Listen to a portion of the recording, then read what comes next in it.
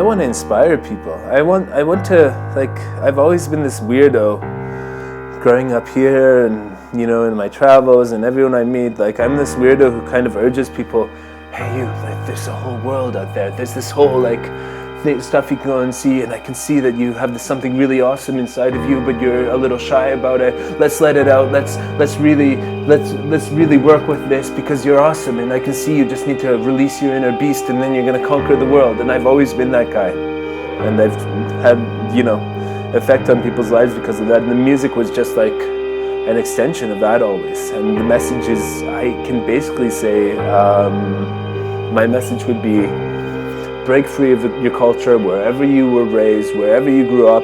Chances are the culture there didn't teach you everything about life. And by traveling, you can really disconnect and explore the different possibilities and explore different aspects of yourself you might not even know exist. And from that, you're going to discover your passion and what you really, and you're going to refine your vision of your life and hopefully have the energy and drive to go for it. That would be my message if I were to sum it up really.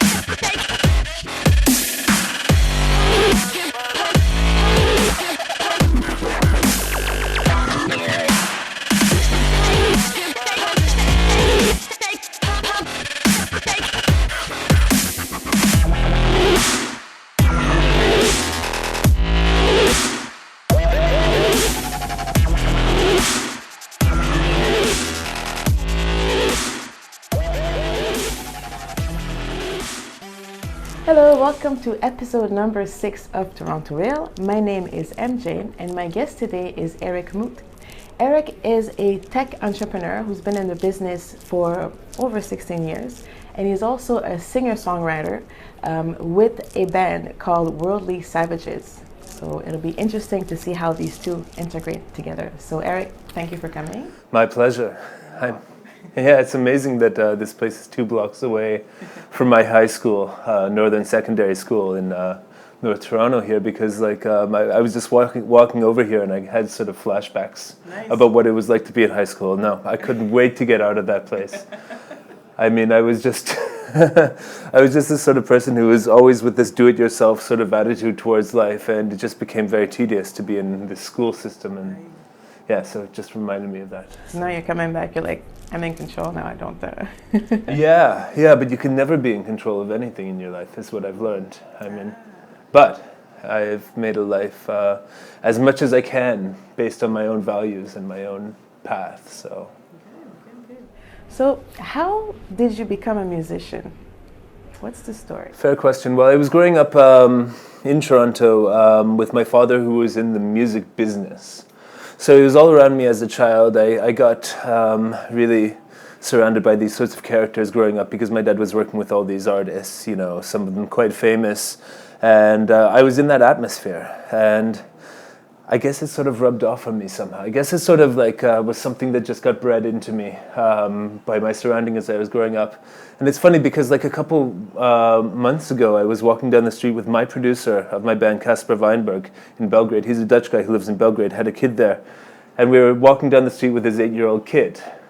And I was thinking, well, okay, so I was hanging out with people like me when I was a kid, and I ended up like this. Oh my God, it's a vicious cycle. So, you have, like, yeah. The influence going on. So how do you change your behavior when you think about something like that? When you saw the kid there, or you just brought your back? No. Basically, the whole when you're with it, the kids find it really cool to be around musicians and cool people. Anybody who's not like really robotic, like a lot of people are in society. And so, I mean, yeah, I spend time. No, I don't change my behavior around the kid. He's so used to it. But yeah, so growing up in that environment really was good for me to inspire me and show me those archetypes of people. And then when I was 11 years old, my dad started teaching me Beatles songs on the guitar. Oh, cool. And then I started playing music for myself as I was a teenager and writing my own music and all this stuff, recording my own music. It was the age when computers, there it is, became able to be recording studios, and I was like 15 or 16 when I started doing that, and it just all, Never stopped. Yeah, same with the computer thing, you know, when I was 11, same year I started playing guitar, I got my first computer and I just wanted to make my games work. I believe it was X-Wing, the Star Wars game, and I had to reconfigure all the sort of operating system files just to get the game working, so. Nice. And it kind of just continues. So you already had that in parallel, the computer tech side and the musician. Yeah, since I was 11. Nice. Yeah. Were you writing song already when you were a kid? Or? Yeah, when I was a teenager I started writing my own songs, but it became something really personal for me, and I was really introverted as a teenager. And I started writing my own songs and just sort of expressing my view of the world through my lyrics and everything that I was sharing with it. Some friends were always really being shy about it. But then when I was about 25, I started really deciding that I wanted to get my feelings out there in the world with music. And that's when I started Worldly Savages. Nice. And where does the name come from? Worldly Savages is basically it's this idea that you can be a citizen of the world and be somehow a refined person, but also be somebody who lives from the heart and has your passions out there and your heart on your sleeve, and sort of release these savage instincts of human nature that are within all of us, but to be like a sophisticated person and also be in touch with that wild part of your heart. Ah, interesting. Good. And how did the name come about? I was looking for something that embodied those two qualities, you know, like wanting to be like show that my world is big and sort of like worldly, while at the same time I was in touch with who I am inside myself and who, I was playing with words for a while and that just stuck somehow. Nice. And were you always like introverted like this, like thinking about? To be introverted is a really strange thing because a lot of us people who are making music and doing these sorts of shows on YouTube and stuff are quite introverted people who would rather have a long and deep conversation with one other person like this than go around a party and ask people how it's going, you know? So I was always introverted, but I was always this sort of introvert who would like to share his thoughts about life around the world. Yeah. So how was it to put the band together? Because that's your idea, your creation. You're kind of like writing music, and all of a sudden. Well, I've had 3 separate lineups of my band. The first lineup of my band I put together in Toronto in 2009. That was the hardest one to put together because I had to find this mix of sort of characters that was going to take it from a studio project and songs I wrote to a live band. And so first I hooked up with these guys. One of them was named Oscar from Mexico. One of them was named Marchik, who was Ukrainian-Canadian, but had just gotten back from living in Ukraine. And one of them was Tanguy Ropars, who was born here, but grew up in France, in the Celtic part of France, in Brittany. And together we all had this, and Michael Lewis Johnson, who is a trumpeter who I met in Serbia for the first time. And that's how Worldly Savages started, with that lineup. And it was the first lineup, and it was hard. It was really, everything in music is really hard. But the biggest thing for me was to get that band that I formed here over to Europe as soon as possible and bring it back to Serbia, where I started the project and got my inspiration to write the songs. So in 2010, I took the first Worldly Savages tour in Europe. I took the guys over there. We did 3 months in a camper van, going everywhere from Serbia to France. Yeah, it sounded like a really nice idea, but once you get on the road and you have only the camper van and you're in the van with all the other guys all the time, it gets really crazy. It gets like, I can think of like moments on that tour that were the worst in my life and the best in my life. Like the van got broken into, for example. This is the sort of stuff you have on tour with a band. The van gets broken into while you're out busking on the street somewhere. You come back and everything's a huge mess and stuff's missing. One guy lost his laptop and his money and credit cards and everything, you know, for example. Yeah, I mean, but that was like, oh, so this is what it's like to be on tour with a band. Because that was like your first experience. The first experience of like in a major way going on tour, having this like no turning back. There's no going home. Like it was 3.5 months committed to being in Europe, mostly with the band. We took some breaks in the middle of that. That's quite a feat, especially for your first. So you built the band in 2009. So 1 year later, you're already. Yeah. No, the first thing, like literally, the first thing I wanted to do with the band was tour Europe. That was always my sort of like vision of. The band would be touring Europe. At the time, I was living half in Serbia and half in Toronto because I'd already decided that I wanted to be a musician in Europe. But it so happened I was living like here half the time, making money, going back to Europe and spending it. And so the first natural thing was like make a band here, bring it to Europe. So that happened. And there were some moments on that tour, like for example, my family's from Bratislava, Slovakia. My grandparents were basically kicked out as refugees after World War II because they were ethnically German. But on the first tour, Worldly Savages, we went and played a concert there. And it was the best experience in my life up until that point. It was like the first time I felt these people jumping and screaming and these people reacting to the music the way I always imagined they would, and you know, like treating us like rock stars and really feeling like this energy of hallelujah moments. Nice.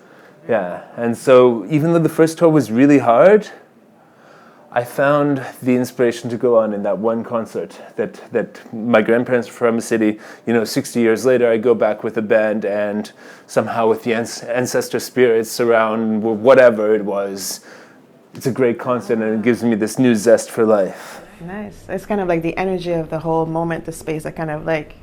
Yeah. You just have moments, and you know, you can go back and play the same place and expect it to be the same, but it will never be the same. Like I played that club again, and it wasn't the same, but it was just that moment. It was like life was conspiring to show me that if I was going to be a musician and going to tour around Europe, playing my music, as ridiculous as it sounded, you know, especially if you're growing up around here, like it just sounds ridiculous. But I mean, like, if I was going to do that, it was going to be really hard, and it was going to be really glorious, and the whole like emotional range of things was going to get a lot bigger. But I really love that sort of stuff.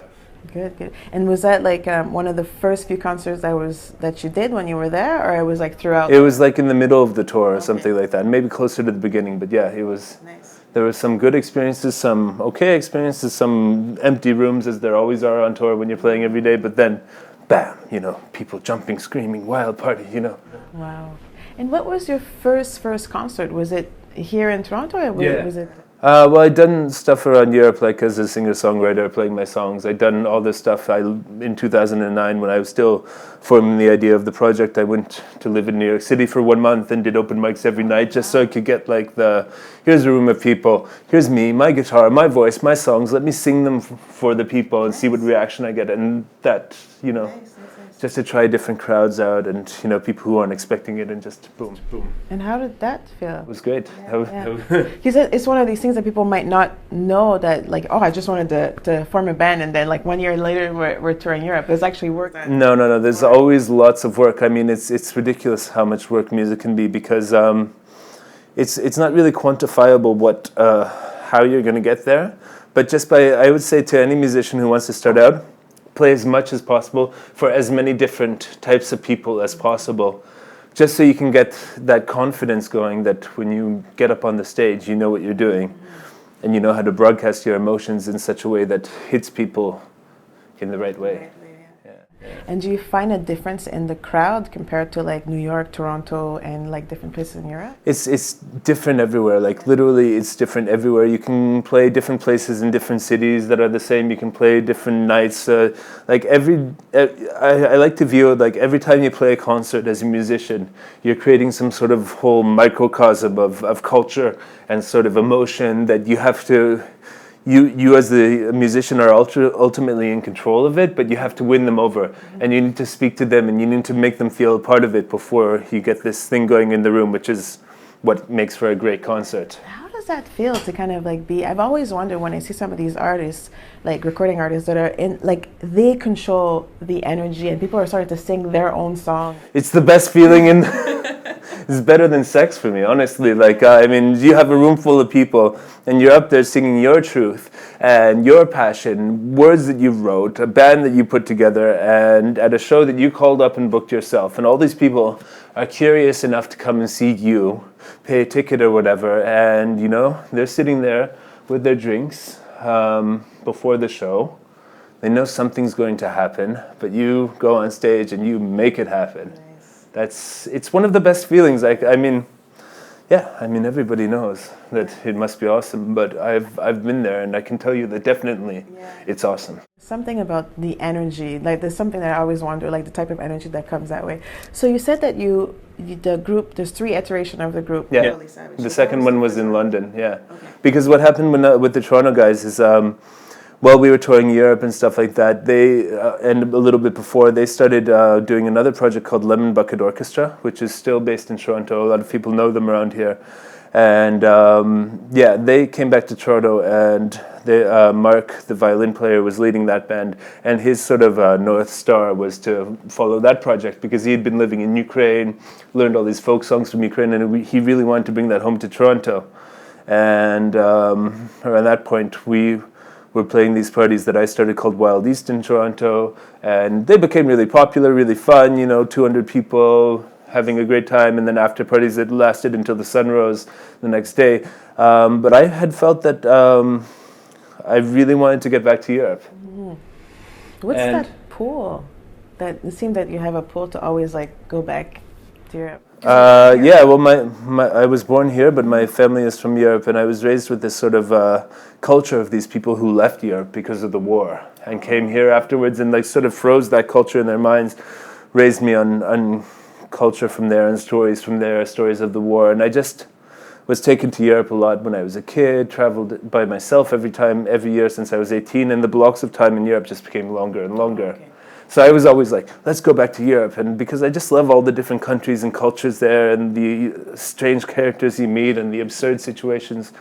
So when the guys didn't want to go for another European tour, I started thinking of the next thing. Because when you're a singer-songwriter and you have your own songs and you do most of the booking of the shows, you have other guys in the band, but they're never going to care as much about it as you do. And so basically I decided to drop everything with the Toronto lineup and get a visa for the UK and move to London. Wow. Yeah, because it was I wanted to go to the center of music, and once I had done the beginning steps of building my career, becoming a good performer and stuff like that, I wanted to go forward to a bigger playing field, which was the UK music scene. Okay. And so I moved there in 2011 and started assembling the band.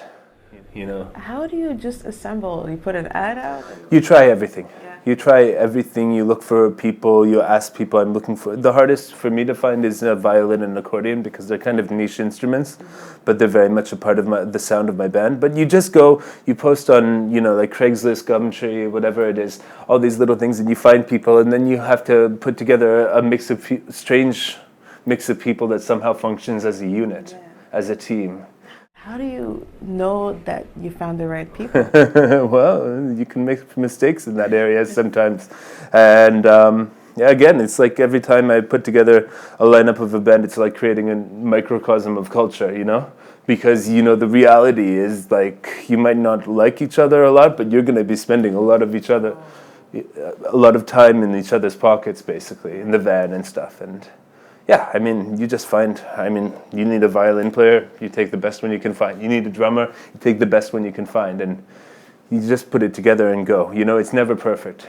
So did you keep all the first ones that you found, or you had to replace? It's always shifting and changing. You get people on board, then their lives lead them in a different direction. And you just always have to be adjusting and talking about it. So I went to London. By the end of 2011, I had found the people and found a job there. So I was working a full-time job working for a company called Allen Baxter and Associates, which is a structural engineering company that I was doing the IT support.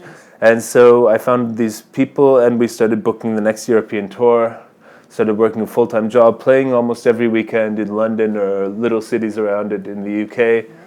And then 2012 we played 85 shows. Nice, around Europe. Around Europe, yeah, going everywhere. How much work is it? It seems you're making it seem like it's such an easy thing, but you kind of uproot it, reinstall yourself in London, like you have to meet a bunch of new people. I'm assuming, did you know people there? I didn't know anybody so there. you're just alone and you're like, I'm just going to do this.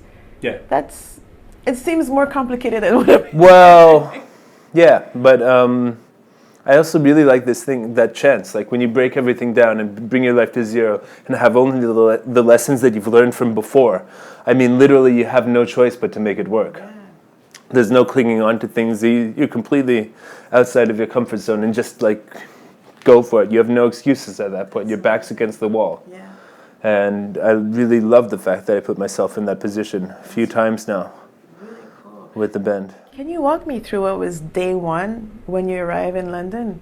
Like, what was that day like? Okay, so I had found a place to stay via couchsurfing.com, which is a site where you, for travelers and international people, where you rate each other, stay at each other's places.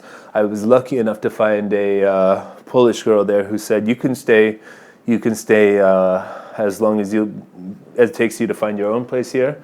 I had about 2,500 Canadian dollars saved, and I had a nice weekend. I arrived on Friday, went out to drink with a couple of people I happened to know there, and met the people in the house where I was staying for a few weeks, including some crazy Indian banker guy who, laughs like and likes to fly into different European cities and have crazy weekends every weekend. And just like, and I got ready to work hard. I got ready, and Monday morning I just woke up as if I already had a job at 8 o'clock in the morning, then went to Starbucks and started searching on the internet for a job. Nice. And so that worked, and searching for band members and everything like that. So trying to meet as many people as possible who are interested in the tech stuff or the music that could help me go forward. Nice. And London's a great place for that because everybody has been in the same boat as that at some point. It's not something like the people who grew up there have a very different mentality than the people who moved there, but most of the people move there, and like I was at the point, just ready to go and run at it because it's a very competitive place, and it's a very hard place to make ends meet. Yeah, if you don't work hard. So how long did it take you to find a job when you get there? First I thought, like when I was in Toronto, I was always doing freelance IT support, so I thought I was going to do some of that or something like that, and reality didn't make it like that. But yeah, once I well, they like people from Canada over there. I don't know. But it was easy to find a job. That was easy. But the hard thing for me was eventually buckling down and getting a full-time job for the first time in my life, like a 9-to-5 thing, which lasted 8.5 months until I completely burnt out. But because I was also doing the band full-time at the same time, like literally like... I had Ursula, the violin player, who was working about 3 blocks away from my office, and we would meet at lunch hour to discuss the bookings for the band. Oh, nice. And then after work, we would all call up places, send emails, book another European tour, find festivals and all this stuff. And then on Friday after work, we would take a train somewhere, play a gig on Friday, Saturday, and then come back on Sunday to our places in London and just collapse and wake up on Monday morning and do the same thing. It's pretty awesome. Yeah, it was intense, but... By the summer of that year, I was starting to feel a real burnout. Just the split thing, like between having this full-time job, which was not the hardest thing in the world. It was like all I had to do was upgrade a whole 150 computer network to Windows 7. But that was easy. But just the amount of time I was spending in the office, and then always having a practice recording session or something to go to, or a festival on the weekend, and And so I felt burnt out, and following my North Star of being in love with a place called Belgrade, Serbia, I convinced the entire band to move there with me. Wow. So we could record an album over the winter. Nice. And then we did a tour everywhere from London to Belgrade, playing all these different concerts, and then settled down there for recording and development to book the hell out of the next year, play as many concerts as possible, and that was the hardest time once we got there and we were all living together and all trying to make it work, trying to, because we'd lost that stability of working, right? What is that? Okay, so... But it was all in. It was like a make or break. In the end, it broke the band up, the London lineup, but I learned more during that year than I learned in the previous 3 years about music, about people, about managing people, being a leader, a band leader, recording producer, booking shows. Yeah. So wait, so they all moved. They're all okay. Let's uproot quit our job. Like this job, because it was going so well, it was so fast. We were playing some of the, after the band existing in London for like 4 months, we had already been booked for some of the biggest festivals in the summer, and it was just like crazy. It was like the right time for that type of folk punk music. Gypsy punk in London was becoming popular, and we became the band, I don't know, that was going for it, and we went for it. And then I was like, so what's next? We need to record.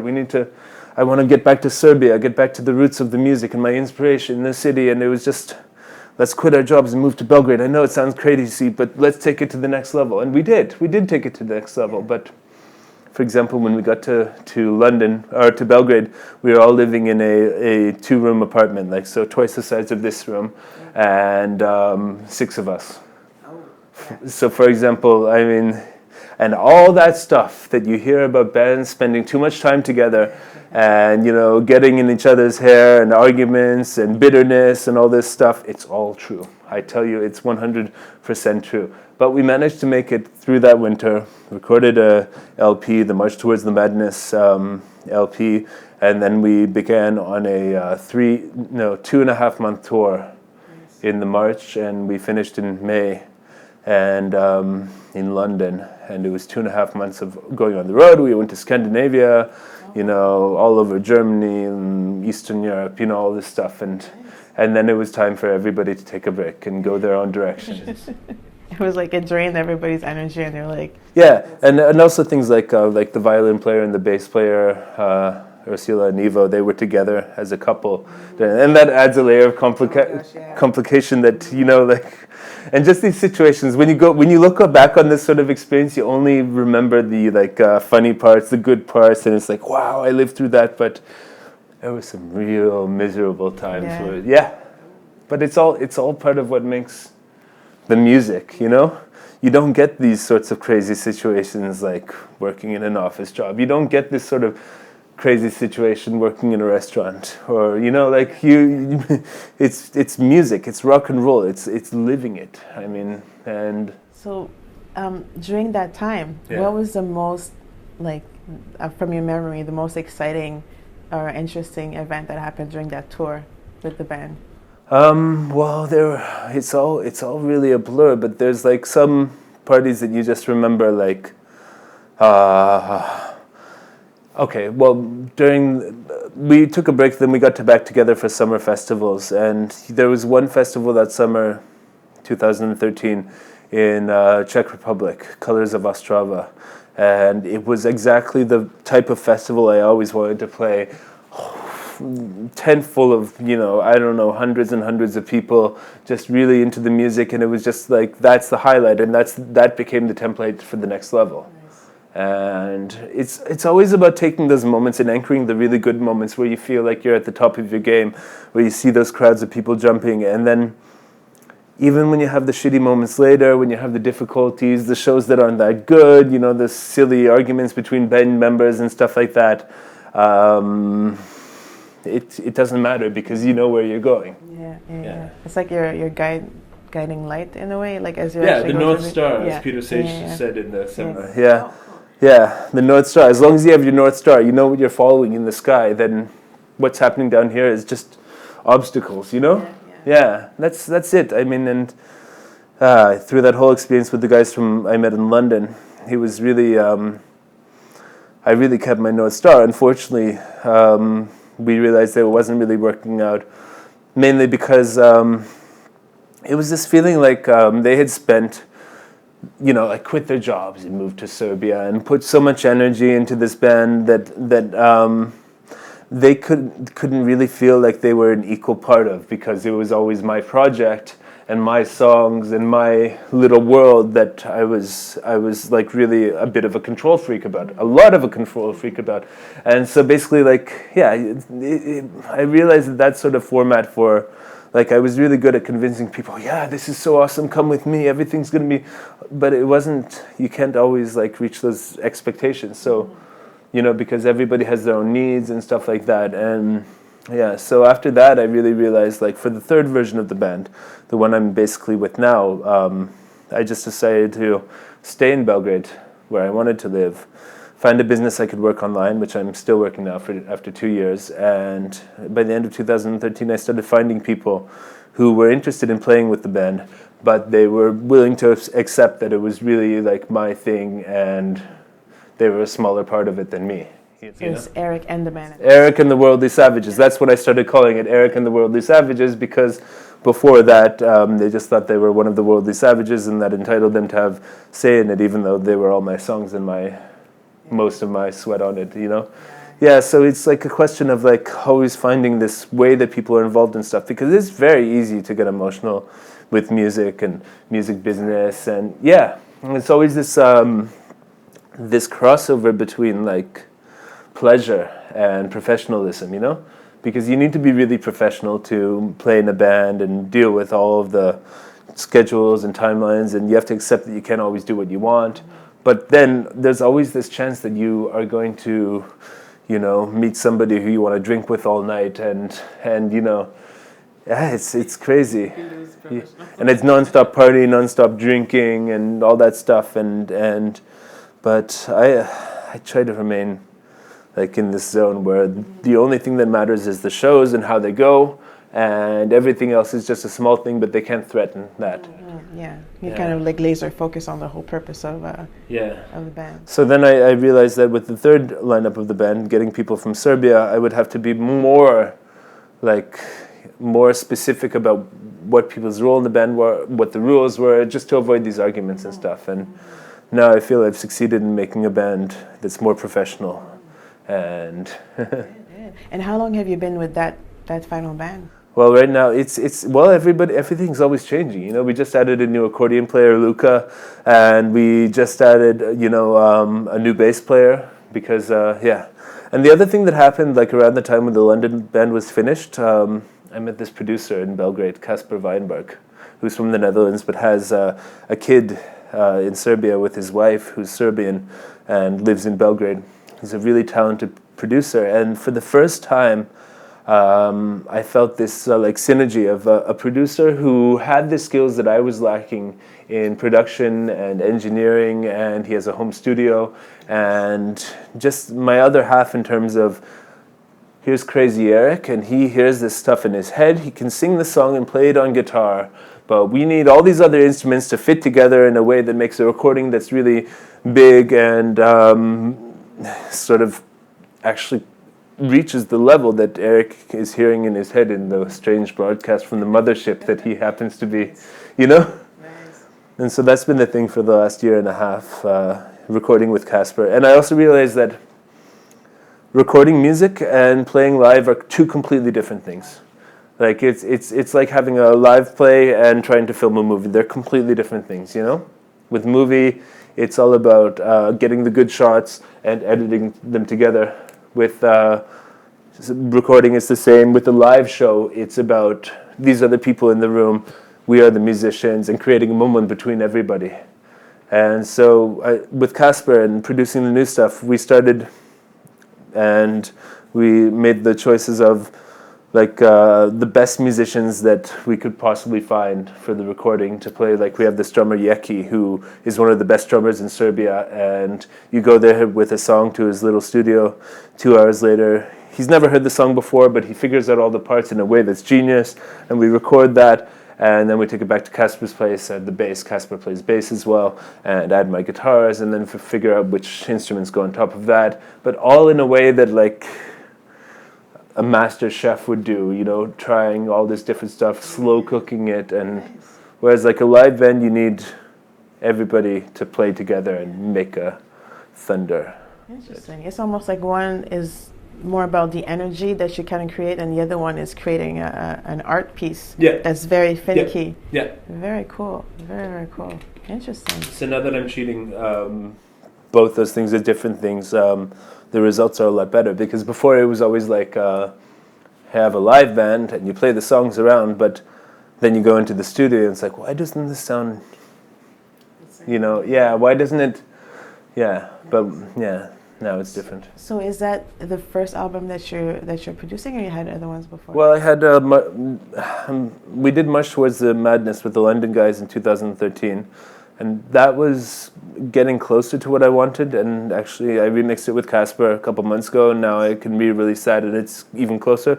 But yeah, this new stuff, which we're finishing like over the next couple of weeks when I go back, it's really the one that finally the recordings got to the level where I can say this is everything I ever thought my recordings were going to sound like. Yeah. So yeah, and I'm going to call the album Culture versus Destiny.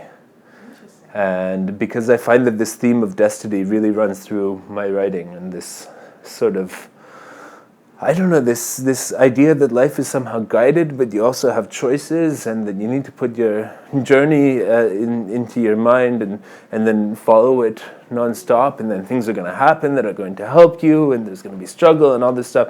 That's all fitting into the concept of destiny for me. It's funny, it reminds me of the book The Alchemist, the way that you're talking about that. Have you read the book? No.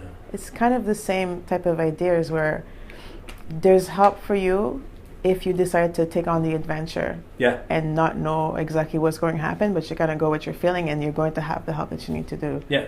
That's pretty cool. Yeah, if you take on the adventure.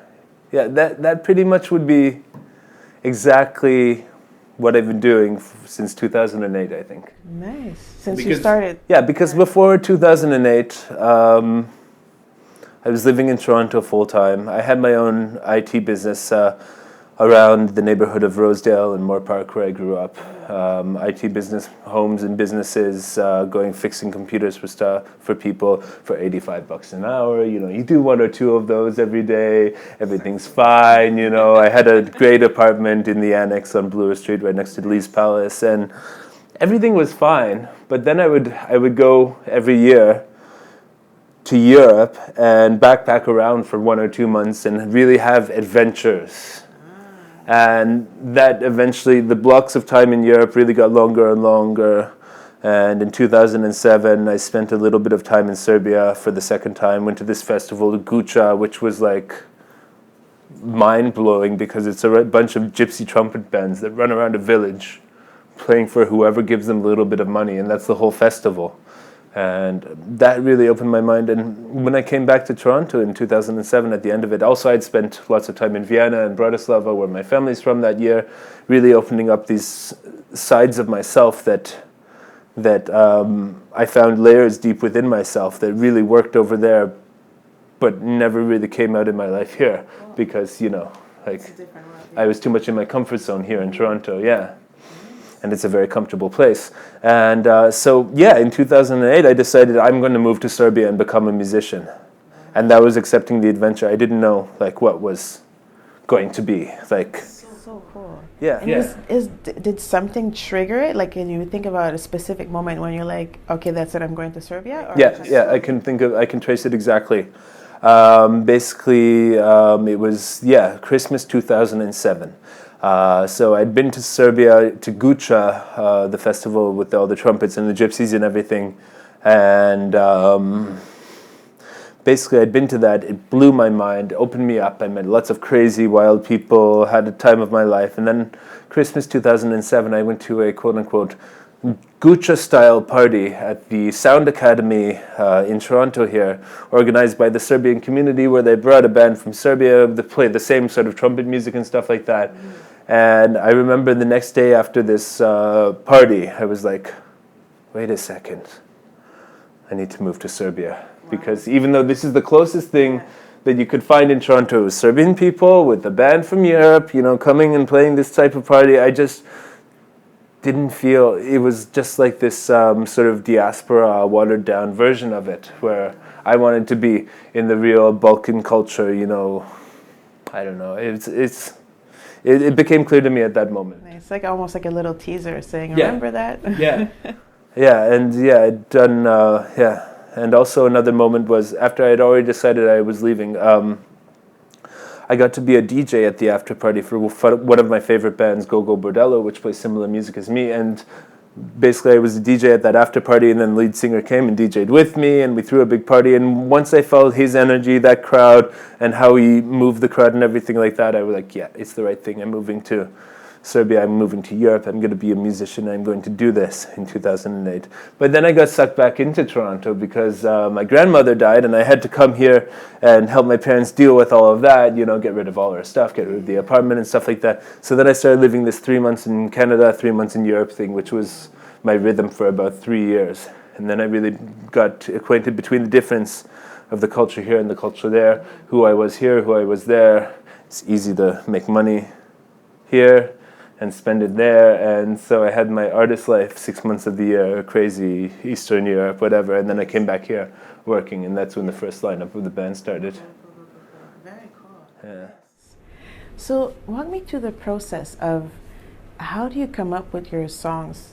Yeah. Yeah. Usually when I'm walking down the street, I really like this feeling when you're walking down the street outside and things are happening all around you. You know, you're watching people's faces, they're watching you and all this stuff. And I get my best ideas when I'm in that sort of mode, walking around the city by myself. And I'll get these phrases or these melodies in my head.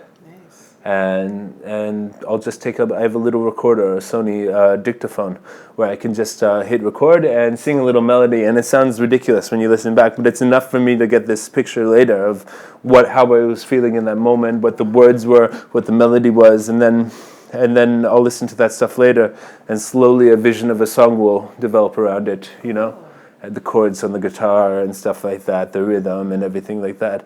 And so I wouldn't say that I'm a person who starts with lyrics first or melody first or chords first. I'm more like a person who writes songs by having feelings first. Yeah, that's pretty awesome. It is. Yeah.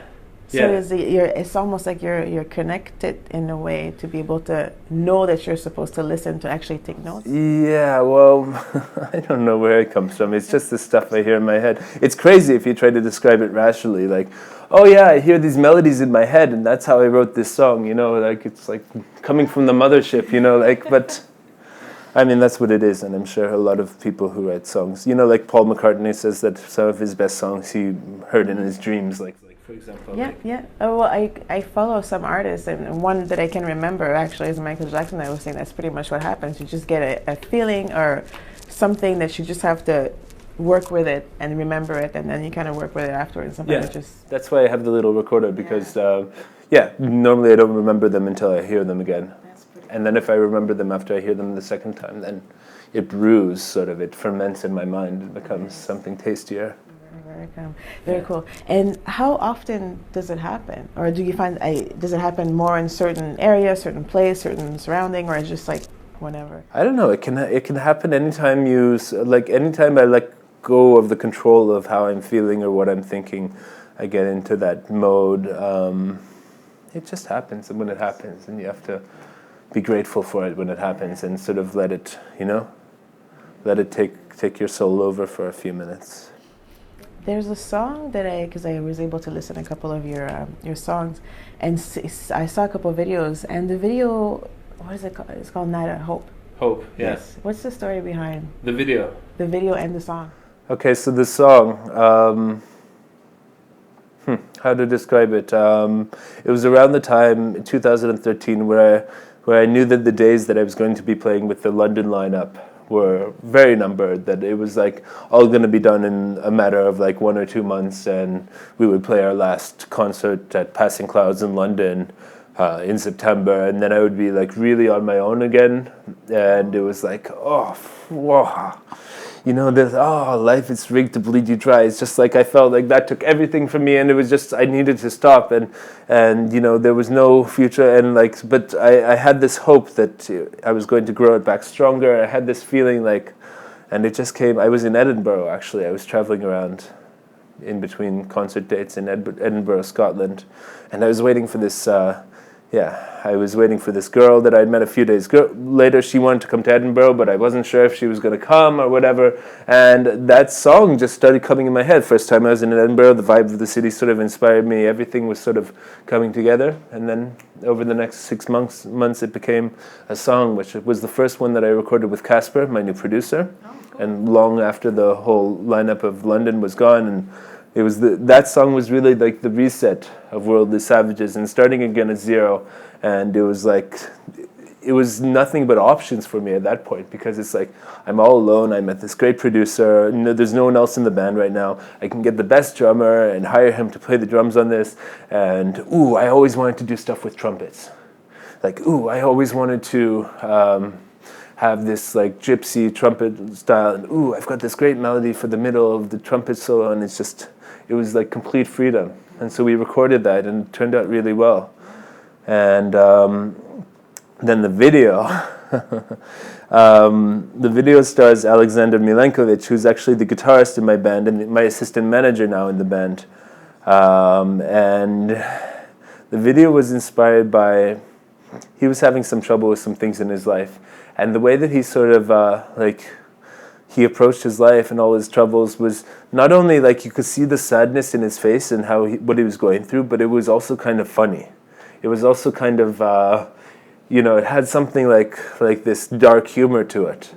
And so I started thinking of this video where it would all be Alex going through all these dreary scenarios and dreary sort of situations, like, sitting down on the toilet and finding out there's no toilet paper, or the lights going out, the phone being disconnected, his girl leaving him, and all this stuff. He gets a letter saying he has to go to jail or whatever, all this, everything bad happened. And then I met this British photographer who wanted to help me film that, Michael Bowring. And in January, we just did it. In January this year, it's like 1 degree out, really darkest, sort of dreariest winter, sort of, no snow, but that's Serbia, it's a little warmer. And, we tried to find the most depressing locations in Belgrade that we could. And we went and filmed a video for a whole weekend. Okay, a whole weekend, cool. Yeah. And, that scene under the bridge was like, before that was filmed, basically what happens is the character of me is coming in and showing him that there is hope in life, and that hope is within inside him, and that he needs to find the hope inside before his external world would start reflecting it.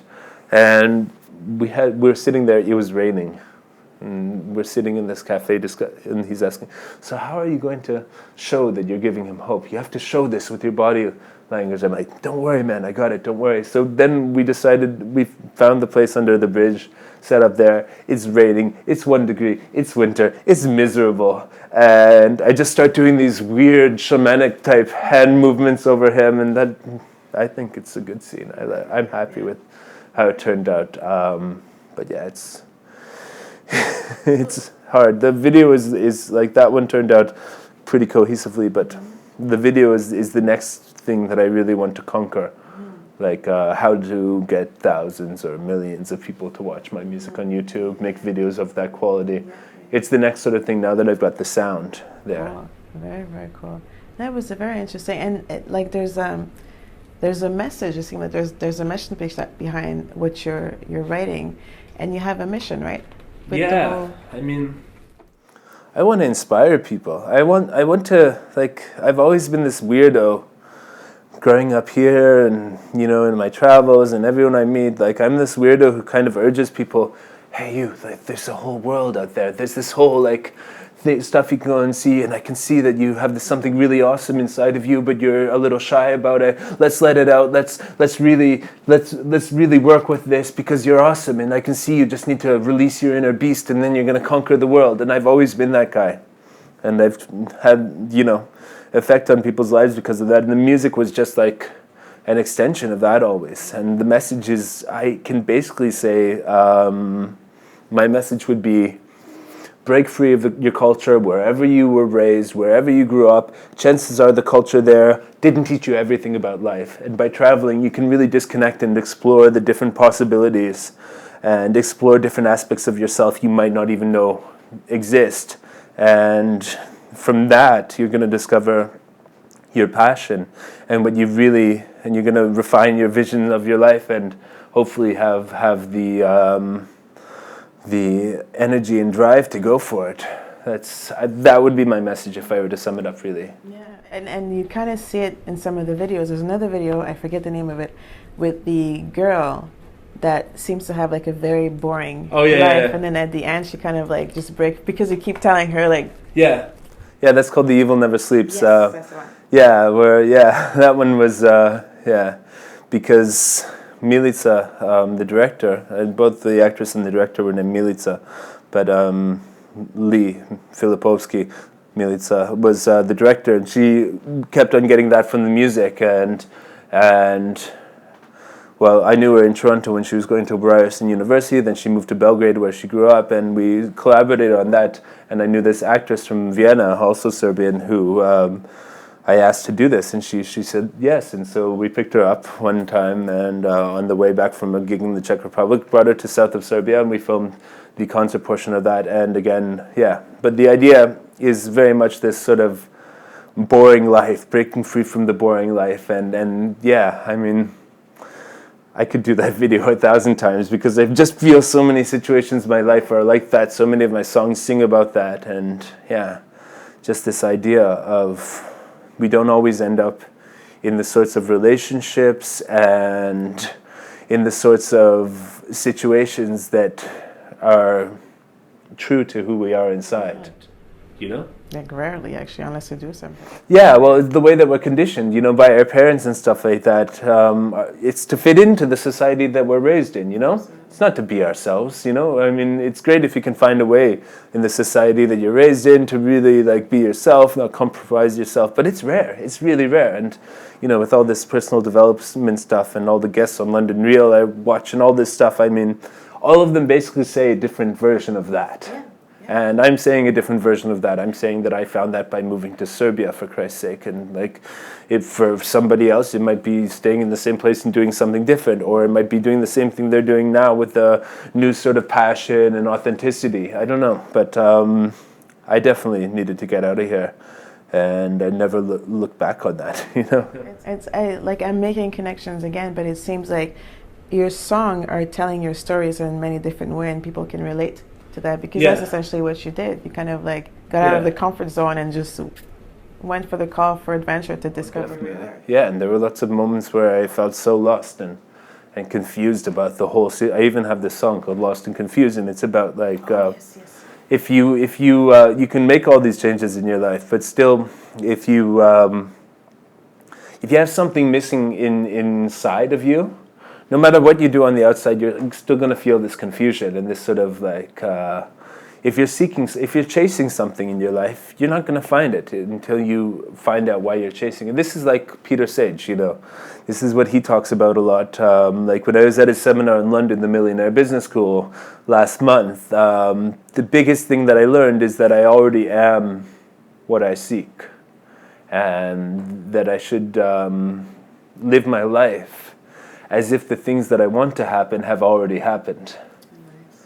Yeah, and I mean that was a really good experience for me going there, and just the fact that Peter read a newsletter interview that I did for the London Real Academy that Noura asked me to do, and he read that and then sent me a private message asking for my phone number, and then called me up and offered to bring me to the London Millionaire Business School for free, and give me free entrance to there because he really felt that I was a person who could benefit from it. I mean, and it's amazing that in this age you can really interact with those people through platforms like the London Real Academy, and I really am grateful for that and everything Brian has done for building that. Absolutely. I mean, that's why this whole thing is here. Exactly. And just the idea of having a community of people like you and me, and we travel, and interview each other and all this stuff, and just sort of the journey it goes on, and I just really like what's happening with all of that stuff, and how you can stay in touch with all these people around the world who have this common interest of becoming better people. Absolutely. It really filters out a lot of the noise of life if you just focus on stuff like that. Yeah.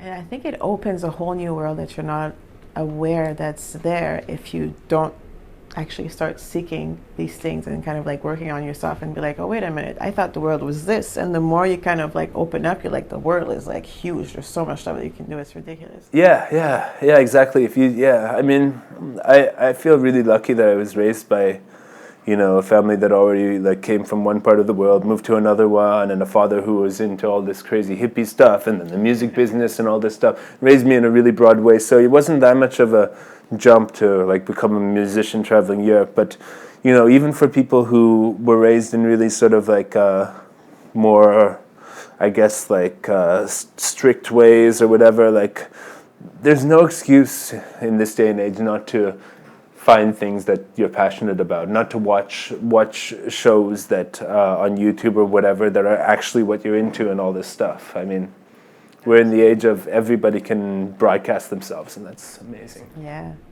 So you've been doing a lot of self-development, right? Like, is it something that you've always been doing, or what's the drive behind it? I don't know. I felt like a weirdo my entire life. Like, when I was going to Whitney School in Rosedale Moore Park area when I was a kid, the teachers always loved me, but I didn't get good marks because I didn't give a crap about like what they were teaching me. And then, junior high school was the exact same. And I just felt like such a weirdo, and like because I was doing things intuitively in my life and, just sort of like figuring stuff out, like computers by myself without instruction manuals or stuff like that, making music by myself, and whereas everybody around me, or most of the people around me, seemed like the tell me what to do and I'll do it sort of type. And I was like, no, there's this whole world of possibility and geniusness that you can just tap into if you just don't listen to those people.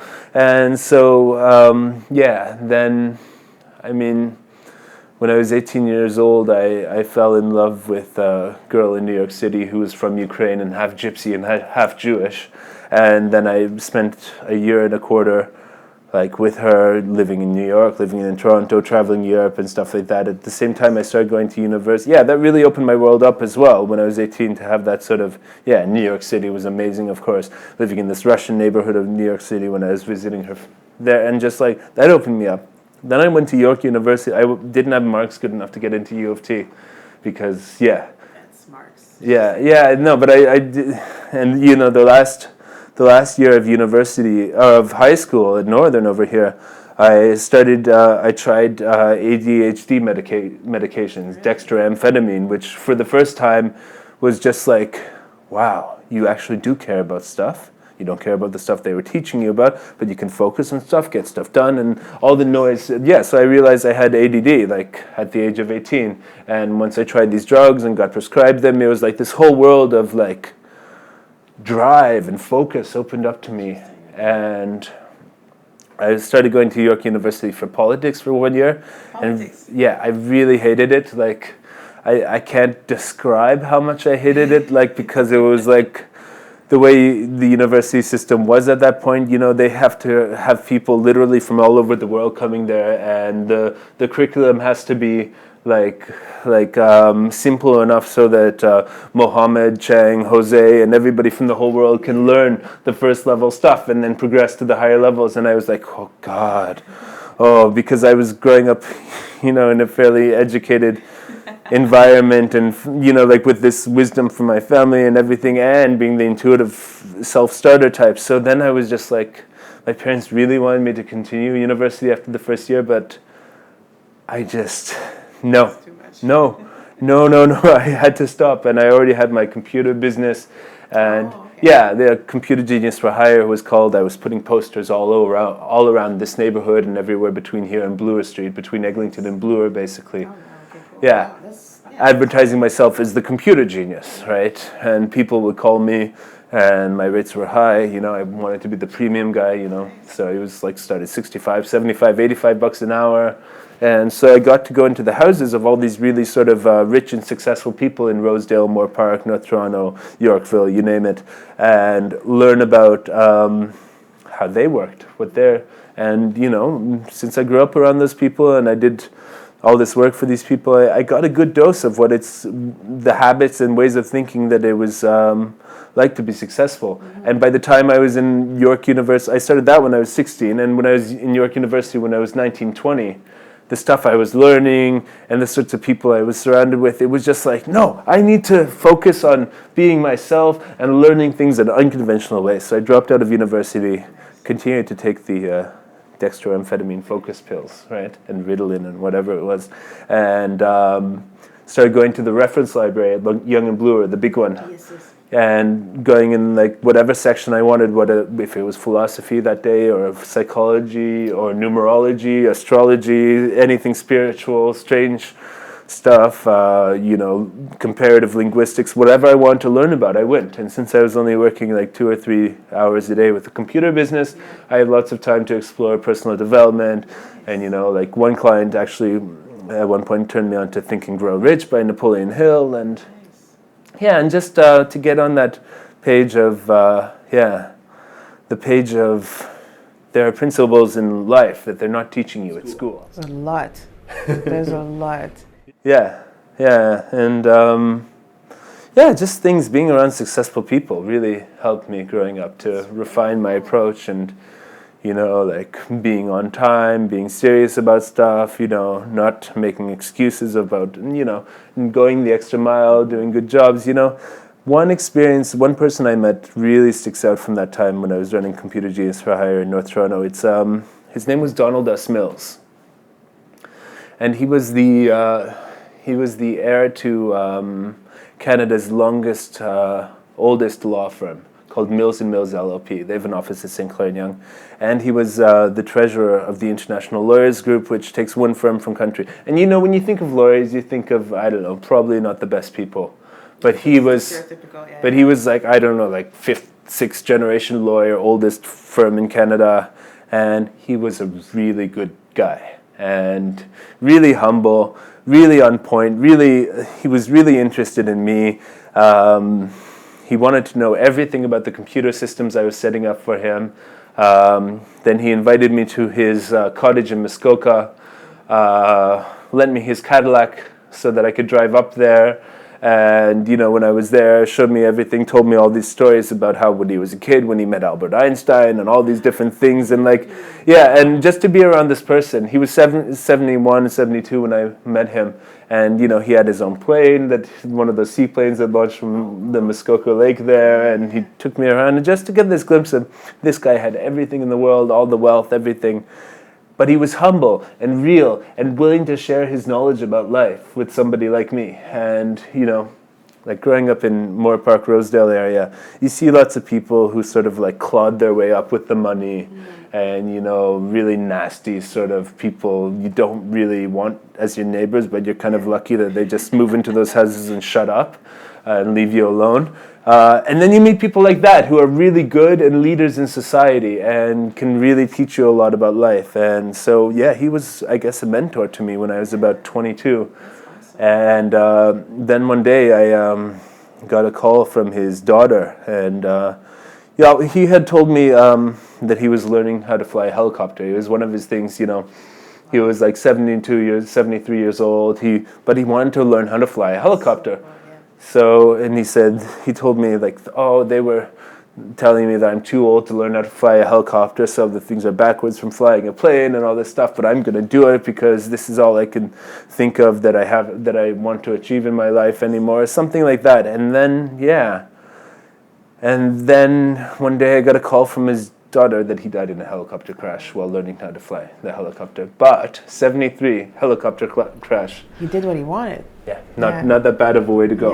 But the strangest thing about that story is 2 days before he died, the last email I got from him, in that he mentioned that he went to see a movie called The Bucket List, which is that movie with Morgan Freeman and what's his name, Jack Nicholson. I think Jack Nicholson. Yeah. So it was two of those guys, and this bucket list about these people doing all of these things that they wanted to do before they died. And he sent me an email last email I ever got from him was saying he went to that movie and he recommends it. So go figure all of that. It's just a story. I'm not going to say that he decided to die or that he knew he was going to die at an unconscious level, but he did everything he wanted to. But Did you see the movie? Yeah, I saw them. Of course. After that, when somebody dies, and the last thing you hear from them is them recommending a movie about dying, you go and see the movie. Wow. How did you like the movie? No, it was a good movie. I was just thinking of him and his journey the whole time, like, whoa. Maybe to say that he actually lived a happy, fulfilled life. It seems. That's how I'd like to go. 73 helicopter, before all the big health problems happen, you know, like you're still healthy, you've done everything, don't have much to look forward to. I don't know. Yeah, but I mean, yeah, personal development is something I've been into inherently since I was really young. And yeah, like Terence McKenna, the psychedelic philosopher, was a big inspiration to me, and psychedelics in general. We're doing an ayahuasca session for London Real Academy members in the Netherlands in January, and that's going to be really interesting. I was there in March, and I had an interesting experience. And was it your first time there? No, no, I've done it in the Amazon. I've done it in the Don Valley, which I would not recommend. Don Valley here? Yeah, I would not recommend that. Don't do ayahuasca in the Don Valley, Torontonians out there. Don't do it. It's not as naturey as you might think it is. Once you start feeling that pulse of nature, the highway sound and everything is really oppressive. Like, I would say anybody who wants to do ayahuasca, do it with the professionals at least the first time. And the places, the healing centers where it's all om and everything, and you go and you have your own like mattress, blanket, pillow, and bucket. Go to one of those places. I mean, the Sacred Voyage in the Netherlands is really good. I heard some stuff about from Dan actually about Dan from the meeting on Saturday. He says there's some places around here that do that. I don't know, but that's really it's part of. So this year I had Dan Peña seminar, ayahuasca, and the Peter Sage 3-day seminar. And I can say I feel really different about life, and I really noticed it this time coming back to Toronto for Christmas now, to see how much I've changed inside and the way that I approach situations with my family, situations with people, and Let's go back a little bit. So when did you find out about ayahuasca? How did you find out about, how long ago? What made you decide? Wow. Yeah, that was years and years ago. I mean, that was would have probably been 2002 or something when I started listening to Terence McKenna, right? Because as soon as like when I was 16 or 17, I started smoking weed and like opening up on that level. My dad was a hippie. Can tell you everything about hash and everything, and in the music, I was raised in a really open-minded way from my parents, and then my Canadian grandmother was really open-minded as well. Yeah, more traditional on the European side of things, but I liked that also. But I started smoking weed, and trying other stuff, mushrooms, whatever, and then getting into Terence McKenna. And Terence McKenna talked about ayahuasca, and you research it, and then you somehow go on the internet and mail order it. Oh, okay. Yeah. So you didn't go to the Amazon? First time was here in Toronto. And, I had friends who were into that stuff, and, at one time, So how was the result of that first time? Oh, it's always amazing. It's always really mind-opening, humbling, and so on and so forth. But I think it's something that's really important to revisit at different points in your life. Because, for example, like right after it, you feel like I want to be good for my body. For example, I didn't have a drink of alcohol for 3 weeks after my ayahuasca experience in March, or 2 weeks before, because I wanted to be really clean for it. That's a long time for a musician not to have a drink. But basically, then you get into the habits again. I didn't even want to drink coffee in March after the experience. I just wanted to be me. And then you get back into your old habits. But in January, I'm going to stop drinking in the middle of the month, and start 3 days before just vegetable soup, and cut out the coffee, cut out everything that's makes you feel the thing is, the more work you do before the ayahuasca to get into this mindset of cleaning yourself up, the gentler the ride was. So last time I thought it was really going to kick my ass, but it didn't. I had a wonderful trip, and and this time I'm feeling more, gentle about it, like I need to do less to prepare. But I wouldn't be surprised if the ayahuasca did kick my ass with some serious lessons in January when I take it, because like that's the way it is. Whatever you need at that point in life, it gives you. Yeah. And what I really needed this year was to get ready for getting the vision of my life better, bigger. So like that. You mean what you want to do in the future in life? Is that what you mean? Yeah. Yeah, like where I am now. It's like, it's okay, like I have a band, we play gigs, I have a business, it makes money, but there's so many next levels for both of them. Okay, cool. And the biggest problem in my life is always like, I have computer business, like tech business, which makes money easily. It's easy to do. And then I have music, but the tech business only has, a certain amount of passion. I feel good when I get things done, get the paycheck, everything's cool. It's neat what I'm doing. It's neat to set stuff up. But then music is like this thing pure passion. I feel like amazing when I'm on stage, play a good, but it's hard. It's hard to drive for 17 hours to a gig. It's hard to organize a whole band of 6 people, get them in the van, make sure they're on stage, on the right, get to sound check, all the stuff, organize everything. And it's hard to make money with music at the level I'm at. It's really a struggle that is glorious in a way, but it's very hard. So the biggest problem in my life is picking one of the two, and I can't imagine not having both in my life, because both have been in my life since I was 11 years old, and I got into music and computers. So is it possible that there might be a call at some point where you'll have to put the computer aside to be able to fully put yourself into the art? Or is it possible that the computer part is kind of like the safety, comfortable? Yeah, exactly. Like part of me thinks that maybe I would get to my goal musically faster if I were to just live on the street, if I'm not making money off of music, and just like really like push it like that. And that the computer thing is too comfortable and stuff like that. But what I really, but then again, at the end of 2012, where I took a whole year and pushed with the music, and the 6 guys in the band moved to Serbia, quit our jobs, and worked only on music, that was really stressful, and that was not sustainable. What I'm trying to do now is find a level of sustainability to what I'm doing, where I can build on it for the next 5 to 10 years, But yeah, I would shut everything down tomorrow if I could just focus on music, But at this point, I need to invest in my music. Yeah. So I need to get income from outside, videos and stuff. Yeah. I'm wondering, what would you do differently if the music that you're doing right now would actually bring the money that you get from the computer industry? What would you do different? Not a lot, because I've managed my life pretty much. I work from home, and the deals that I have in place now is I have a couple other guys working for me, nice. And they take most of the calls for the computer business. And I have business hours where I'm available, but most of that time I spend sitting at home working on music. Nice.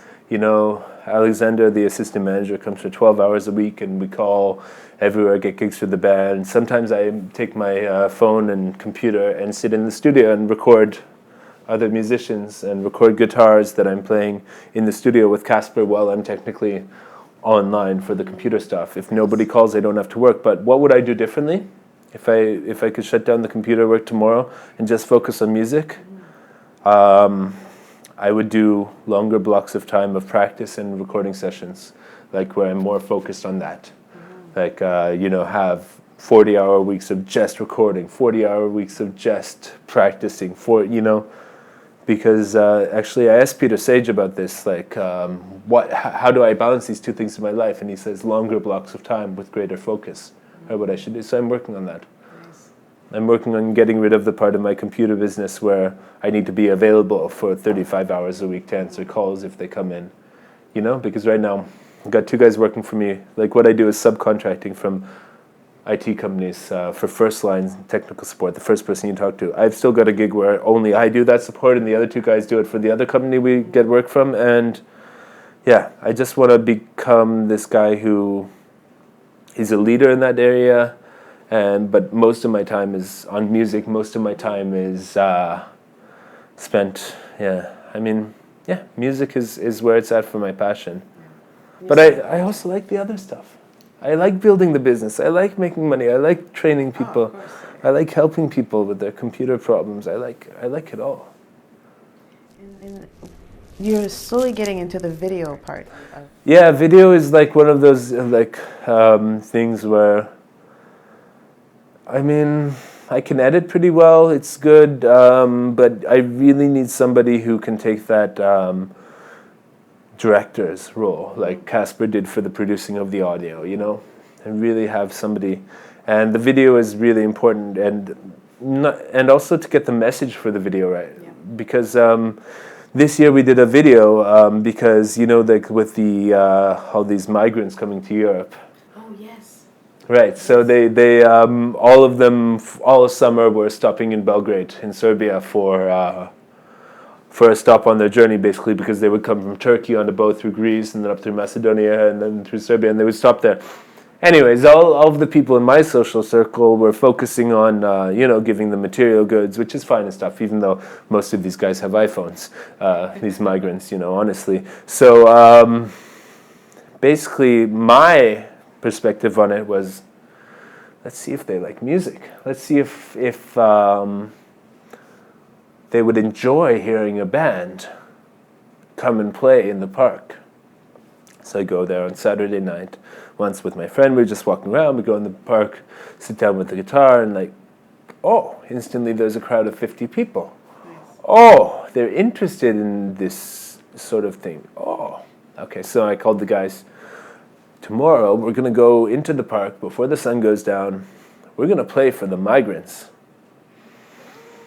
And I got a couple friends come and videotape it, 2 cameras, and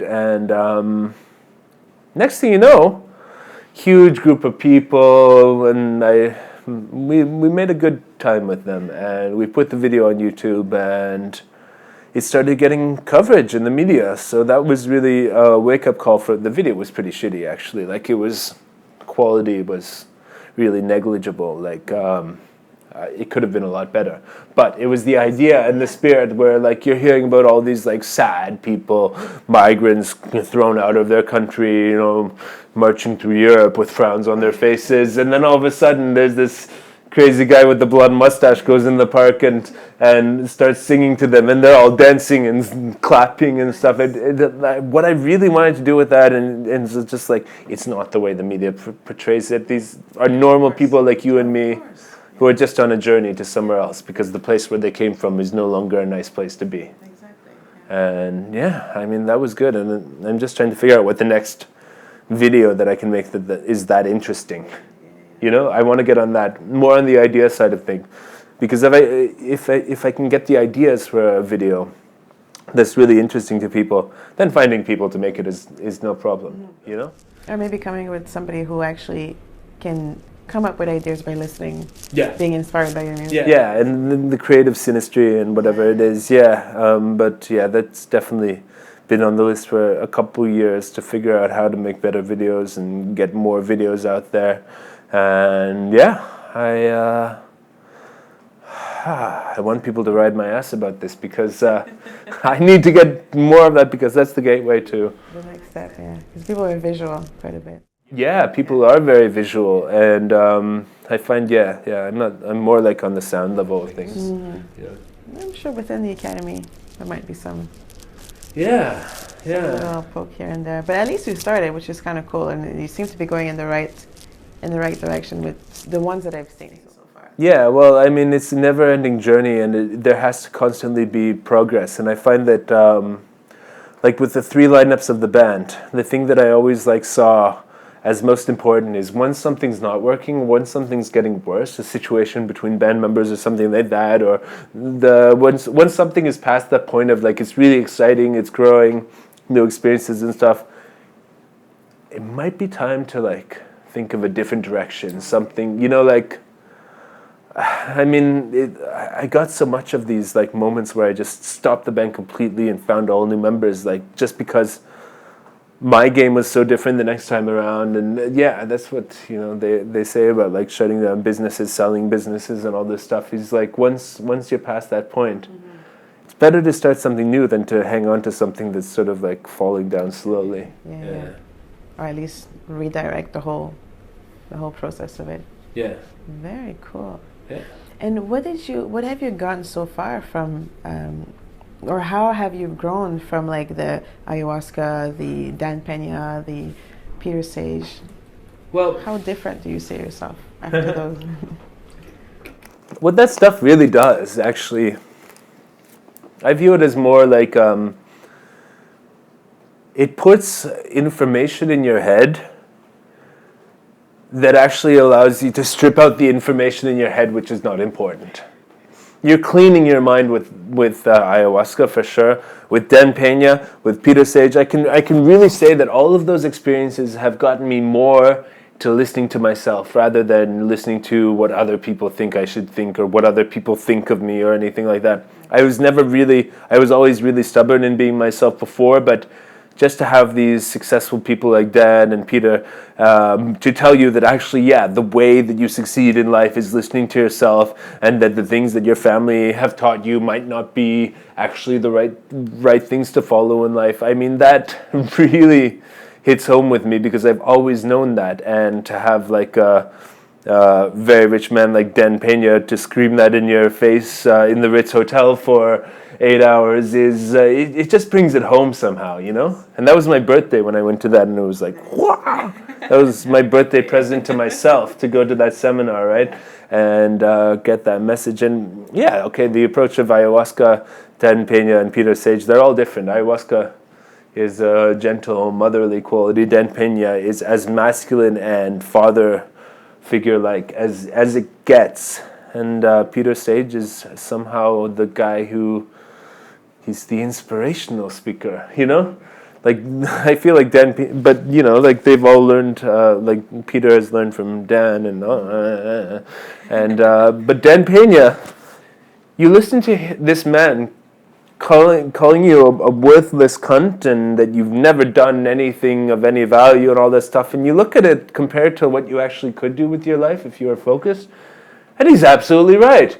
I've done nothing. Like, oh, it was a big deal. I managed to play 250 concerts all around Europe, in most of them shitty bars, you know, like, or most of them small clubs, you know, like, what could I do? I could play festivals for hundreds of thousands of people or next year, or, you know, if I just really push it, and you know, I could make millions of dollars with tech business if I really pushed it. I could, and it's a question of the passion and the focus to actually do that. And yeah, my life is good enough now. I'm happy, but I'm not happy. And the thing is, like, to get to this point where, like, what are your dreams, and getting this desperation that you really need to achieve them. And that's Dan. He really pushes you to feel like, well, it's really fucked up. Like, I was watching, he released a Christmas video yesterday where he said, like, yeah, this is what a Christmas tree looks like when you're successful. There's 300 presents under here, and there's something wrong if you don't have a Christmas tree that looks like this. And this, it's just hilarious. Like,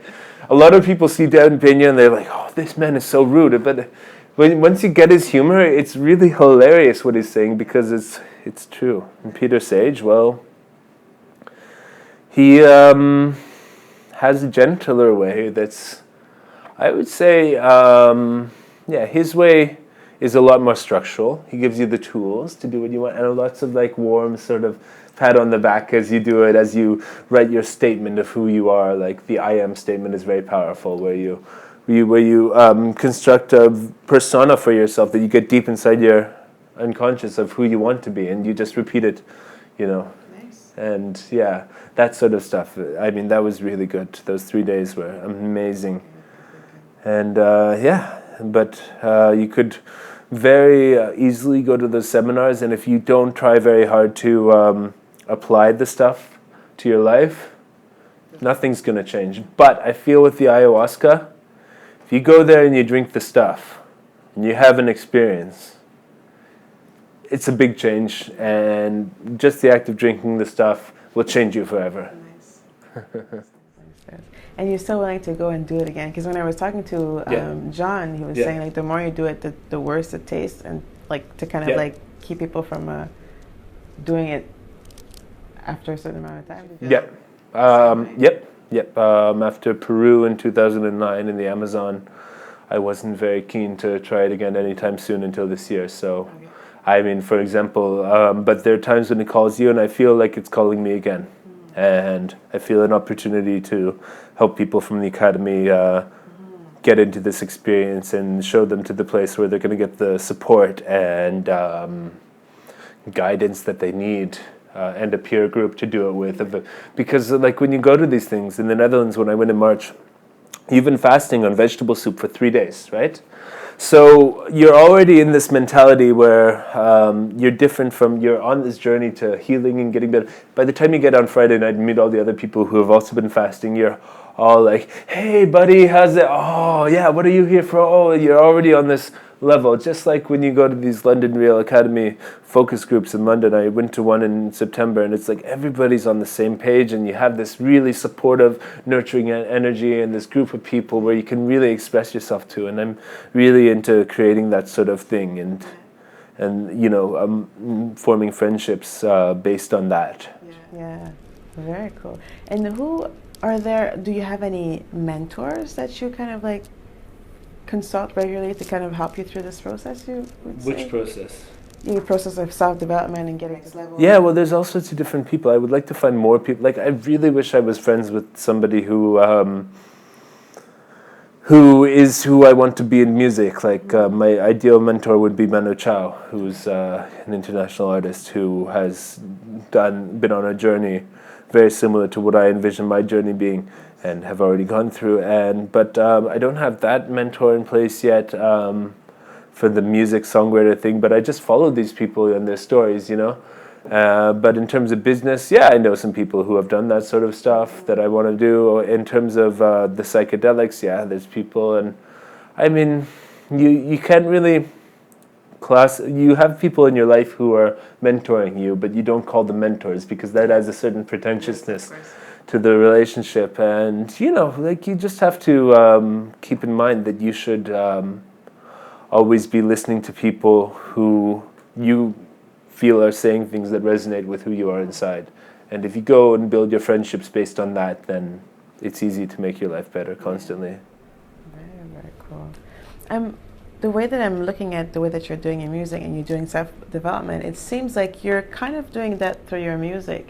Because you seem to be the type, like, I'm remembering some videos that I saw on London Real about how you're actually helping other people learn from what you're learning. So it feels like through your music, you're actually doing that as well. Yeah, well, I'm obsessed with these things, this personal development, living my dreams and rejecting the things in my life that are not fitting with me. Like, yeah. So the music it's basically, yeah, that's why, I mean, the music is a side sort of thing to my mission in life. My mission in life is to help people realize themselves somehow. And I feel that my music is a vessel, one of the main vessels for doing that. But I think as a goal, I want to, help people and become this sort of person who helps people. Like, I don't know how to describe it but I've changed people's lives already with just being who I am and seeing who they are and noticing that. And a lot of people need that. And they need people around them who are going to peer into their souls and talk with them on that level, rather than, hey, how's it going? How's work today? You know? Superficial. I don't really want to hear it, but I have to do like a little chit-chat. I never really got into that level of friendships, you know, like I'm more into this like deep sort of talk about life, and like we're talking now, long conversations. I don't know, that's the introvert sort of I get it. I totally get it. And what would be then your vision based on the gift that you're offering the world, basically, of being yourself and music and stuff like that? What would be your vision of an ideal world if thing would go? Actually, what I'm working on this next year is a platform through which people, or an organization through which people can work on the internet like I do, location independent, because all my work is in London, but I live in Serbia, and I only spend like 2 weeks a year in London, right? 2 weeks a year, and it's all online, and it's all like, I live in Belgrade, I go out and sit in the park and go to the market, and I'm in Belgrade, but then I go back and I'm in London. I get to earn in British pounds and make a great standard of living. And I realized a long time ago that probably the places where it's easy to work-oriented cultures like the British culture, American, Canadian, German, whatever, are really probably not the most interesting places on the planet to develop yourself. Depending, for me, that's what I found. I'm not going to force this as my truth to be forced on everybody, but what I can say is, since I've started living like this, a lot of people have expressed a sort of intrigue or perhaps jealousy for my lifestyle and being able to be where I am and travel around while still making a living on the internet. And from that, I really see like a business opportunity. And I think I could contribute a lot by making an organization where people can travel the world while working on the internet and making it easy for them to do that. And I can change a lot of people's lives that way. So I'm working on that next year. It's called a supported venture. Oh, that's what that is. Yeah, supported venture is like my idea for a platform where you find people a job, they can work online, find people an apartment in an interesting place, and then if they get sick of working in those places, you send them somewhere else. And just because a lot of people wouldn't have the initiative to sort of like go to bosses in London and pitch them the idea that they're going to work remotely. And yeah, but I mean, there's a lot of people who I've met, like for example in Serbia, in Belgrade, who love the city and love the vibrance of the place because it's one of the most vibrant capitals in Europe, and there's a buzz to the place, a real sort of bohemian atmosphere or whatever, but it's hard to make money there. It's really like the economy is horrible. They're horrible in business, the Serbs, and they fuck each other over all the time, and it's like a third world economy in that way. But it's a great place to live. You have 24-hour everything. You have like a buzz on the streets. People are friendly. People say the women there are the most beautiful in the world, for example. And well, I mean, just to offer, and a lot of people come through there. I see them, and they're like, I would love to live here, but I don't know how. And I was in the same position, but I was stubborn enough to find a how and go to London and meet a guy who wanted to pay me for working on the internet. So I want to offer other people that opportunity and really make a community of people who want to break free. Because like for me, the question is always to take the good parts of something and leave the bad parts, Like the good part about Western culture is that you have certain guarantees of a standard of living, of, working and getting paid for it, that in the third world and second world you don't necessarily have. So that's really good. I really like the British work culture. They inject tons of humor into it and stuff like that. I love my colleagues in London, working with them, even going for a drink after work.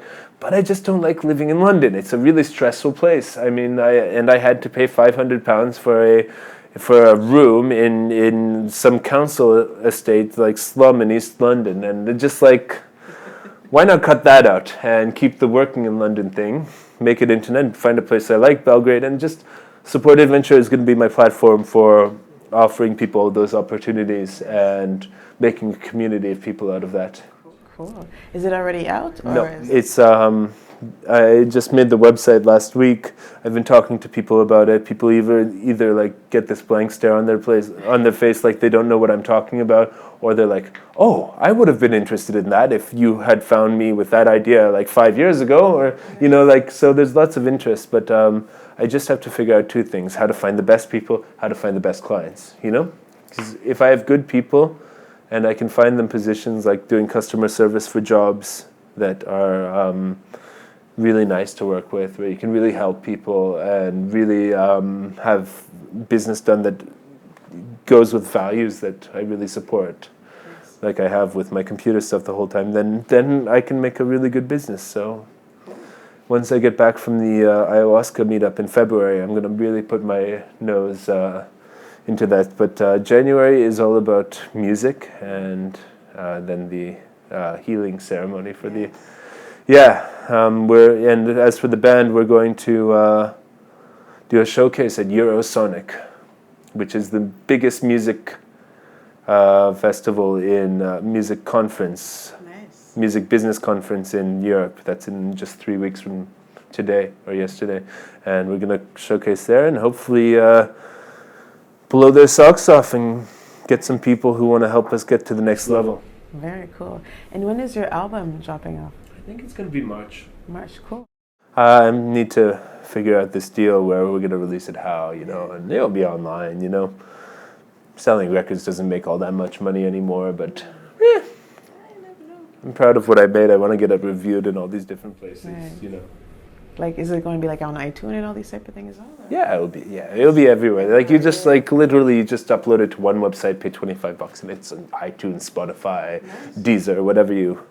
Yeah, so it's gonna be out there, and And what comes after that? Like once the album is released? This year we're focusing on festivals. Because club gigs are cool. You could do lots of them. You have some that are successful, some that aren't. But festivals in the summer, they usually have an audience who's going there to check stuff out. If you're a new, exciting band like mine, well, it's not that new, but it's, I guess, exciting for people who have seen it the first. It's accessible. So you put me in front of 10,000 people, I'm going to rock their asses. I'm absolutely certain of that. So I'm looking for the festivals. We've already got a couple bookings in Poland and France, I think. And looking for the people who are going to put us in front of those crowds and build a bigger name for the band and just continue like that. Nice. Are you staying in Europe or are you going to travel outside of Europe? It all depends on money always. I would love to take the band of Serbian dudes, do a Canada tour or whatever, but the money's just not there, Yet. Not yet, yeah. But if we're invited, if somebody wants to pay flights across the Atlantic, of course we're here. It's just Europe because I moved to Europe because there's the huge market of countries all within driving distance from each other. Very, very cool. Yeah. Nice. Yeah. Great. So that's good. So where can people find you? My band website is erik.rs. Republic of Serbia, erik.rs. You just type it erik.rs, and then you'll see the band. My old computer website is computergenius.ca. Still has some information on it, and supportadventure.com is now going up in the next little while. And I'm on Facebook and the London Real Academy. Yes, I'll put all the link at the bottom. Sure. Yeah. To be able to get this one out. Yeah. Very cool. So now, the next thing is the ayahuasca ceremony. And the music showcase and the album, and then building a business at the same time, So always doing a lot of stuff at the same. Yeah, I've reached this point in my life where it's like I've got this feeling like now or never. And after the Peña seminar, I really wasn't afraid. Like I used to be like, oh, it's 6 o'clock. Okay, I'm gonna go relax and watch some TV, cook some dinner, But now it's like I continue working a lot of the time into the evening and enjoying it. And it's about finding that passion in your work. Yeah. And the music is definitely doing that, and the IT businesses too. So I'm just gonna continue on those two. And do you ever relax? Like, what do you do to relax? Or? I drink alcohol. As you might imagine, musicians do, because I have this really neurotic sort of controlling personality where I'm always on time and then German blood, right? And then to relax, I have some drinks, and then I become a more fluid version of myself where the ideas flow a little freer. But I mean, to be honest, I drink a little too much. I use it too much as a crutch to get away from this intense controlling part of my personality. But it's also part of the musician lifestyle. But I also do take lots of times off drinking and get into herbal teas and stuff. And I expect in February I'll be pretty clean after the ayahuasca cleans me out. So I mean, after that it's about relax, exercise, go to the gym, normal stuff. I mean, just waking up and but the best is to feel relaxed when you're working hard, when you have that but I'm not really into television, movies. Most of the books and stuff I watch is completely non-fiction. And I don't have this fiction thing that a lot of people have. I'm not but I like walking around the city and watching stuff, and that's how I relax. Very good. Oh, more questions. Sorry. Do you have a morning routine that you start to?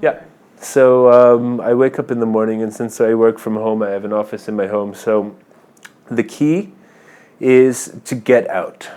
Get out before I come back and start work. So I wake up around between 7 and 8:30 usually, and in the summer months, which is in Belgrade, luckily it's like April until the end of October, mid-November. It's cool to be outside and sit outside, and I either do one of two things. I wake up and usually I get a coffee to go. Sometimes I drink coffee at home. It's faster to go, then I drink it. But there's this place with the bars, the calisthenics, like the street workout stuff, in a beautiful park next to a beautiful church, and lift myself up, do the pull-ups and dips and everything like that. That always feels great. Or right next to my place there's the fortress, Kalemegdan, which is right where the two rivers come together. This huge historic fortress, which is about, I guess, 7 or 8 stories high. Run up and down the stairs there, 5 or 10 times, get a sweat while looking at the river, getting fresh air, sunshine, all that stuff, and then go buy some stuff from the market, go home, make a smoothie with like protein powder, fresh berries, coconut oil and all that stuff. And then I feel when I do one of those two things in the morning, or go to the gym, which it is in the winter, I don't like that as much because it's inside. But when I do one of those things and I go home, and then the business day starts at 10 o'clock, which is 9 o'clock in the UK, I feel tuned up and ready to go. Even if I've been drinking the night before, usually bam, yeah. You get through the hangover, you get through like everything, and yeah, it's about working from home, like having a routine like that you wake up and get out before you, and then it's like going to work. It's just like you're walking into the office. It's like automatic almost. Yeah, if I wake up and sort of like hobble over to the computer at like, 5 to 10, make a coffee, it's always like sleepy, lazy work, but if I get the engine fired up, yeah. From the beginning. Very cool. Very cool. Well, that's great. Well, thank you very much My for pleasure. coming. That was cool. Great. I learned quite a bit of, always learning a lot of stuff. Yeah. And best of luck with all the work. Looking forward to see what else you're going to come up with. And that's that. So thank you very much. See Thanks. you. Bye. Bye.